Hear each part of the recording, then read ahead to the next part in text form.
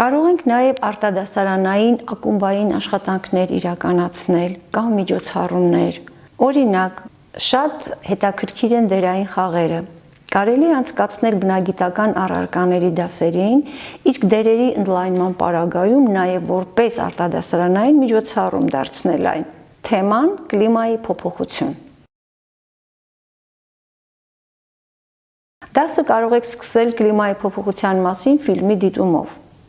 Հետո ուսուցիչը հակիրճ ներկայացնում է ՄԱԿ-ի «Վերափոխենք աշխարհը» կայուն զարգացման օրակարգ 2030 խորագրով հռչակագրում ներառված կայուն զարգացման 13 նպատակները եւ շեշտադրում նպատակ 13-ը՝ կլիմայի փոփոխության հիմնախնդիրը։ Հետո ուսուցիչը աշխատանքային խմբեր ձևավորելու նպատակով նախապատրաստում է քարտեր, որոնց վրա գրված են գիտնական, պետության ղեկավար, համայնքի ղեկավար, գործարար, քաղաքացի։ Սովորողները, ընտրելով դրանք, կազմում են խմբեր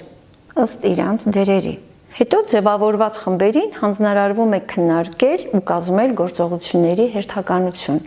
որոնք անհրաժեշտ են առաջին հերթին կլիմայի փոփոխության դեմ պայքարում ըստ իրենց մասնագիտության ու դերակատարման։ Նախ կլսեն գիտնականների կարծիքն ու խորհուրդները, հետո ելույթ են ունենում պետության ղեկավարները, ներկայացնելով իրենց կազմած գործողությունների շարքը, նվիրված կլիմայի դեմ պայքարին պետական մասշտաբով։ Հետո խոսում են համայնքների ղեկավարները, ներկայացնելով, թե համայնքի մասշտաբով ինչ գործողություններ կանեն կլիմայի մեղման համար։ Կտեսնենք, թե գործարարներն ու բիզնեսի այլ ներկայացուցիչներն ինչ ներդրումներ կարող են անել վերականգնման ու հարմարվողականության միջոցառումների անցկացման համար։ Եվ վերջում կլսենք քաղաքացիներին, որոնք կներկայացնեն, թե մեզնից յուրաքանչյուրն ինչ քայլեր կարող է ձեռնարկել կլիմայի մեղման ու հարմարվողականության համար։ Կարելի է նաև իրականացնել բանավեճ։ Բանավեճ կազմակերպելու համար առաջարկվող թեմաներ։ Այժմ տեսնենք արտադասարանային ինչ աշխատանքներ կարելի է իրականացնել կլիմայի փոփոխության վերաբերյալ։ Օրինակ, կլիմայի փոփոխության ազդեցությունը մարդու առողջության վրա կարելի է անցկացնել 7-ից 9-րդ դասարանների աշակերտների հետ։ Քայլ առաջին. վարել զրույց կլիմայի փոփոխությունը եւ մարդու առողջությունը թեմայով։ Քայլ երկրորդ. ուսուցիչը տալիս է առաջադրանք եւ հուշող ակնարկ։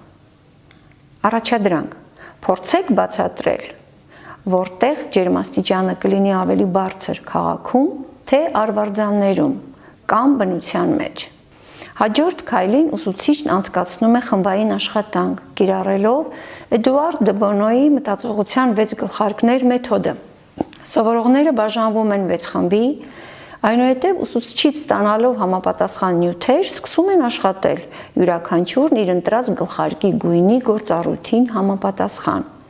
Այնուհետև հերթով դնելով գլխարկները ներկայացնում են աշխատանքը պաստառի օգնությամբ։ Ներկայացման համար բոլոր թիմերին տրվում է հավասար ժամանակ։ Վերջում իրականացնում են քննարկում։ Ամփոփիչ հարցերից կարող են լինել. որ տեսակի բնակչությունն է ավելի շատ երկրի վրա, քաղաքային, թե գյուղական, որտեղ է ավելի տաք, քաղաքի կենտրոնում, թե ծայրամասային շրջաններում,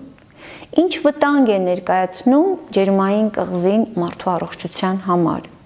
ինչ բացասական հետևանքներ ունի կլիմայի տաքացումը մարդու առողջության համար, ինչպիսի բացասական հետևանքներ է թողնում կլիմայի փոփոխությունը հատկապես կանանց, երեխաների և բնակության համար անբարենպաստ պայմաններում ապրող աղքատ բնակչության վրա։